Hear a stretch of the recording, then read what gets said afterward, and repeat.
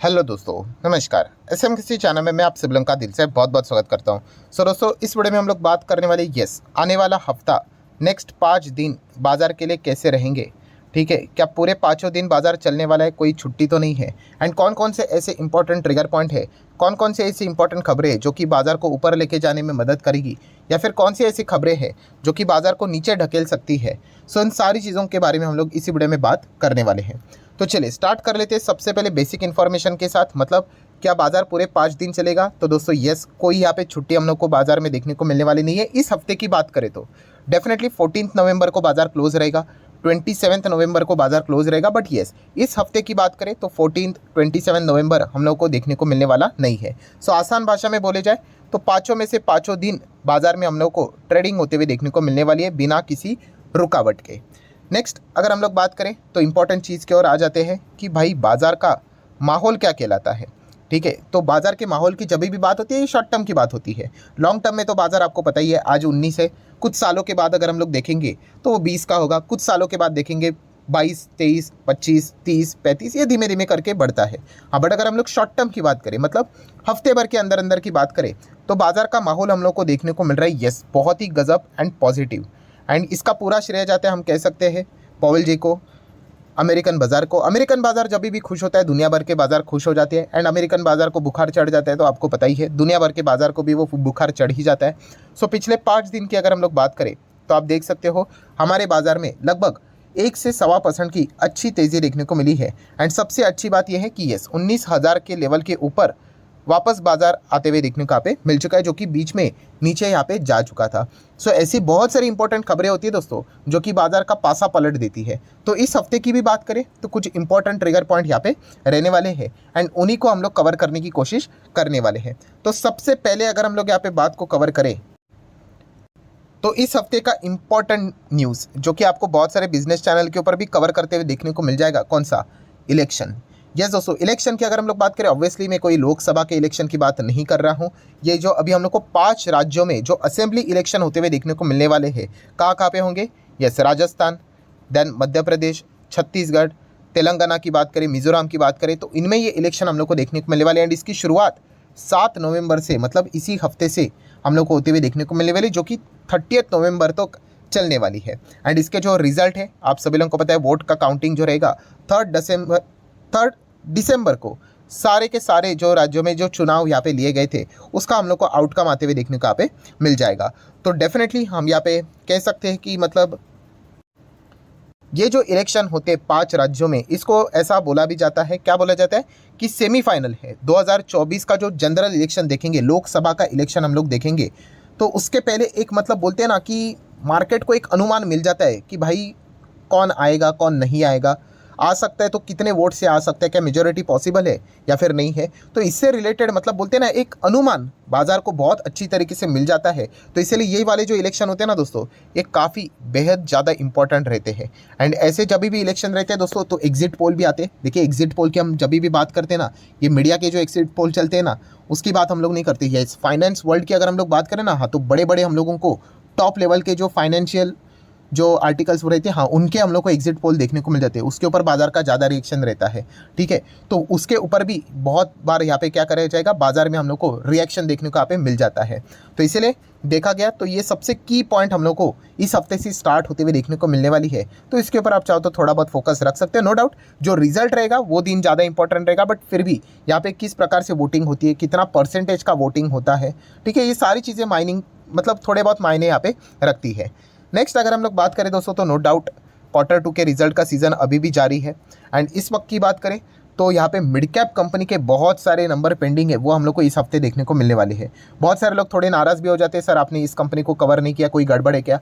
तो दोस्तों ऐसा नहीं है, एक ह्यूमन लिमिटेशन होता है, हर एक कंपनी के नंबर में कवर नहीं कर सकता हो। शुरुआत में करता था, क्योंकि आप सभी लोगों को पता है एक दिन में 4 नंबर आते थे, 3 नंबर आते थे, 10 नंबर आते थे, तो उसमें से 2-3 ही कंपनी इंपॉर्टेंट होती थी, तो हम लोग डिटेल में बातचीत कर सकते थे। अभी अगर देखा गया तो एक दिन में 100 नंबर आ रहे हैं, तो प्रैक्टिकली हर एक कंपनी को कवर करना आप भी समझ सकते हो यहाँ पे पॉसिबल नहीं है। तो इसीलिए अगर जितना हो सके मैं एक ओवरव्यू करके, मतलब बोलते हैं ना, एक फटाफट ओवरव्यू करने की कोशिश यहाँ पे करते रहता हूँ। एंड अगर कोई स्टॉक अगर कवर नहीं कर रहा हूँ तो इसका अर्थ ये नहीं कि कोई गड़बड़ है करके, ठीक है। अभी आने वाले समय में आप देखोगे एक ही दिन में 500 नंबर आएंगे, तो फिर कैसे पता चलेगा कुछ कंपनी के नंबर है भी या नहीं, कब आके चले गए वो भी कभी कभी पता नहीं चलता है। तो ये सिनेरियो देखने को मिल जाता है। बट एनीवेज, इस हफ्ते की बात करें तो मिड कैप, बहुत सारे इंपॉर्टेंट मिड कैप कंपनियां जो आपके पोर्टफोलियो में भी रहेंगी, उनके नंबर हम लोग को रिवील होते हुए देखने को मिल जाएंगे। तो ये भी एक इंपॉर्टेंट ट्रिगर पॉइंट रहेगा बाजार का। नेक्स्ट अगर हम लोग बात करें दोस्तों, तो यस अगेन प्राइमरी मार्केट थोड़ा सा फोकस में आते हुए देखने को मिल रहा है। आईपीओ की अगर हम लोग बात करें तो, एंड आईपीओ के बाजार की बात करें तो आप सभी लोगों को पता है ESAF मतलब जो स्मॉल फाइनेंस बैंक है, एक और हम लोग को स्मॉल फाइनेंस बैंक की एंट्री होती हुई बाजार में देखने को मिल रही है। तो इसका भी आईपीओ हम लोग को फिलहाल तो ओपन अभी भी देखने को मिल रहा है, शायद से मंगलवार के दिन तक अभी भी ओपन है, मतलब मंडे, कल एंड परसों अगर आप चाहो तो इसमें अप्लाई भी यहाँ पे कर सकते हो। जीएमपी की बात करें, अभी फिलहाल करंट सिचुएशन में 30% से भी ज़्यादा का जीएमपी नज़र आ रहा है, grey market premium. But obviously grey market premium ये आज है 30%। हाँ, अगर बाजार ऐसा ही रहा एंड अगर लिस्टिंग के दिन तक, तो फिर डेफिनेटली 30-35% तक आप एक्सपेक्ट कर सकते हो लिस्टिंग। हाँ, अगर ऊपर नीचे जिस प्रकार से बाजार होता है उस हिसाब से हम लोग को लिस्टिंग देखने को मिल जाती है। तो ये पॉइंट भी आप लोगों को पता होना चाहिए। देन अगर हम लोग बात करें सेलो का आईपीओ हम लोग को हाल ही में ही देखने को मिला था, उसकी लिस्टिंग हम लोग को कल के दिन ही होते हुए देखने को यहाँ पे मिलने वाली है। एंड बाजार बीच में हम लोगों ने देखा कि ज़बरदस्त हम लोग को भागते हुए देखने को मिला था। इसका प्रीमियम भी हम लोग को भागते हुए देखने को यहाँ पे मिला है। इसका प्रीमियम पहले 10, 12, 15 ऐसा देखने को मिलता था, अभी 20 को भी क्रॉस करते हुए देखने को मिल चुका है। तो ये फ़ायदा होता है कि बाजार अगर फेवर में आ जाता है ना दोस्तों, सडनली जो यहाँ पे 15 के आसपास का प्रीमियम देखने को मिला था 20 प्लस जा चुका है। अभी लिस्टिंग के दिन, कल के दिन कितना जाएगा ये तो देखने वाली बात होगी, जैसे लिस्ट होगा तब देखने वाली बात होगी, ठीक है। तो ये कुछ इंपॉर्टेंट पॉइंट्स होते हैं जो कि आपको पता होना चाहिए। नेक्स्ट अगर हम लोग बात करेंगे, yes Israel, Hamas, Gaza, Palestine, तो इससे रिलेटेड क्या कोई नई खबर नहीं आ रही है? तो दोस्तों देखा गया तो वॉर से रिलेटेड जो अभी मतलब क्या होता है कि जो भी खबर आती है बाजार उसको क्या कर लेता है, हजम कर लेता है, जिसको हम लोग फाइनेंस के वर्ल्ड में क्या बोलते हैं, फैक्टर इन कर लेता है। चार्ट पैटर्न, ये सारी चीज़ें ऑलरेडी इंक्लूड हो जाती है।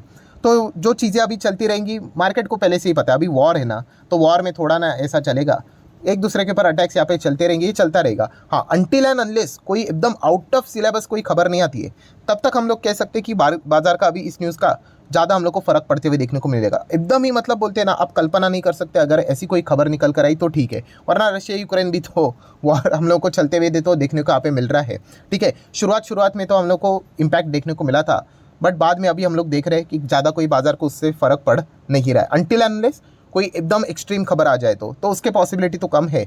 सो यहाँ पे अगर देखा गया एक्सट्रीम खबर क्या हो सकती है कि अगर किसी थर्ड कंट्री का इन्वॉल्व होना इसमें, ठीक है, मतलब इन्वॉल्व होना मतलब एक्चुअल में इन्वॉल्व होना। अभी अमेरिका भी आते जाते यहाँ पे रहता है बट पार्टिसिपेट नहीं करता है। सबसे बड़ा थ्रेट क्या है, ईरान देखा गया तो अगर इसमें इन्वॉल्व हो जाता है तो फिर बहुत ज़्यादा दिक्कतें हो सकती है। मतलब बोलते हैं ना कि तीसरी कंट्री का इन्वॉल्वमेंट हो जाना ये एक इंडिकेशन देता है कि भाई ये वर्ल्ड वॉर की ओर तो नहीं चला जाएगा, क्योंकि मैंने बीच में आप लोगों को बताया भी था कि ए एंड बी के बीच में लड़ाई चलती रहती है, कोई दिक्कत नहीं है। बट अगर सी बीच में आ जाता है और ए के ऊपर अटैक करता है तो फिर ए अपनी पार्टी बुला के उसके ऊपर अटैक करेगा, तो एक वो थ्रेट रहता है।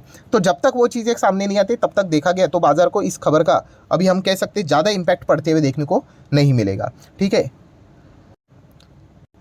तो ये वाला भी पॉइंट आपको पता होना चाहिए। चलो नेक्स्ट अगर हम लोग बात करेंगे दोस्तों, तो आप सभी लोगों को पता है अमेरिका का जो जॉबलेस डेटा क्लेम का जो डेटा सामने आ जाता है उसके ऊपर भी अच्छा खासा फोकस रहना चाहिए, क्योंकि आप सभी लोगों को पता है जो कि FOMC की जो अभी नेक्स्ट बैठक रहने वाली है वो हम लोग को ज़्यादा दूर नहीं, अभी 12-13 दिसंबर को ही देखने को मिलने वाली, मतलब हार्डली 1 महीना ही बाकी है। तो इसीलिए उसके पहले ये जो जॉबलेस क्लेम का डेटा है, बीच में एक बार अमेरिका का इन्फ्लेशन का भी डेटा सामने आएगा, शायद से इस हफ्ते नहीं अगले हफ्ते आएगा, ठीक है।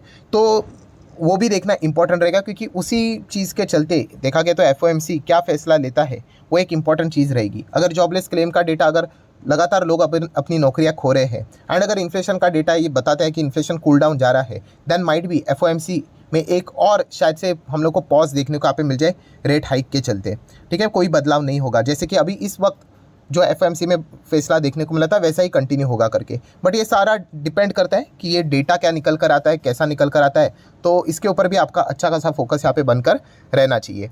नेक्स्ट अगर हम लोग बात करेंगे क्रूड ऑयल, तो क्रूड में क्या स्थिति चल रही है, बहुत अच्छी बात है, 2-2.25% की गिरावट 84 के नीचे आ चुका है। WTI वापस अभी 70 के रेंज में जाते हुए देखने को मिल सकता है, 80 पे चल रहा है, मतलब थोड़ा नीचे चला जाएगा तो 70 के रेंज में आ जाएगा, बहुत अच्छी बात है। देन अगर हम लोग बात करें गोल्ड, 62-63 के करीब गोल्ड हम लोग को जाते हुए देखने को यहाँ पे मिल चुका है। जब भी वॉर बेर जैसी चीज़ें स्टार्ट हो जाती है, गोल्ड का फटाफट हम लोग को लेवल बढ़ते हुए देखने को मिल जाता है। देन अगर हम लोग बात करेंगे FIS एक्टिविटीज़, तो FIS आप देख ही सकते हो, कौन सा भी मंथ स्टार्ट हो जाए, अक्टूबर में तो माल ही बेचा था, अक्टूबर के पहले भी सितंबर, अक्टूबर एंड नवंबर के भी पहले 3 दिन लगातार एक ही चीज़ देखने को मिले, लाल निशान FIS की ओर से। हालांकि DIs अपना कर्तव्य यहाँ पे निभा रहे, लगातार बाइंग यहाँ पे उनके ओर से भी जारी रहते हुए देखने को यहाँ पे मिल रही है। सो ठीक है, यहाँ पे देख लेते हैं कब इनका रुख यहाँ पे बदलेगा। खास करके हम यही कह सकते हैं, जो रेट लगातार हम लोग को बढ़ते हुए देखने को मिले थे, फिर अभी वो पॉज हो चुके हैं, अगर कट यहाँ पे हो जाएंगे देन माइट भी कुछ सिनेरियो चेंज हो जाए करके, तो वो एक देखने वाली बात यहाँ पे बनती है। नेक्स्ट अगर हम लोग बात करेंगे डॉलर टू INR, तो 83 के ऊपर ही डॉलर यहाँ पे सेटल डाउन अभी हो चुका है, जो कि हमारे लिए अच्छी बात बिल्कुल भी नहीं है। देन